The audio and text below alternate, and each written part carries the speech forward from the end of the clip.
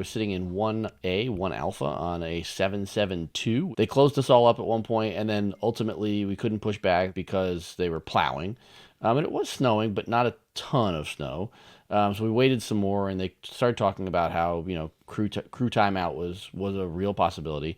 And then all of a sudden, all the crew starts running around, all the flight attendants, which is cue for, oh my gosh, we really are going to time out if we can't get the door closed. And as you well know, it's like when you're in that rush, it's like they close up and the tug starts pushing back.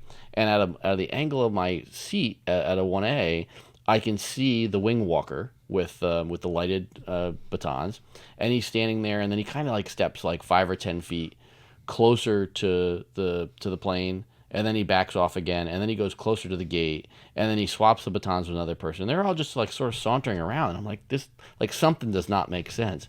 And then for the first time in my life, I hear this noise, and it sounds like a kid's toy engine revving over and over again. And it's like, holy cow, that's the tug.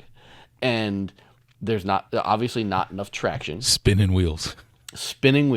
I can hear the tug trying to push back the 772. Now, like, here we are. If it was any other weekend, it would be a 737, and we probably wouldn't have this problem because of the tug was pushing a little bit lighter of an aircraft. A little bit lighter.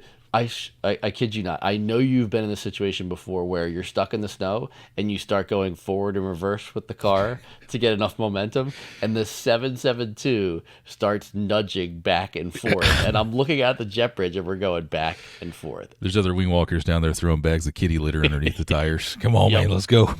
You can see things like slowly the rocking motion gets bigger and bigger, and then finally we start pushing back. And we get like halfway back, and another plane starts to come from the other direction, and the tug has to slow down. And of course, then it's like, oh god, no, we're not going to get going again, and we get stuck again on the pushback. I can totally see the guys down below going, okay, we lost our momentum. The plane is in the taxiway. It's straight enough. We're going to stop here, and the pilots are going to have to turn this because the tug just couldn't get traction again. And it was such a bizarre thing to hear this tug's engine just like full on, like we are going to drop a rod if we can't get this plane moved. So Dulles did a great job treating the taxiways, brining it before the snow and clearing it once the snow started so that there was no ice or anything. 100%, yes. Yeah. Yes, they get A for effort on this effort.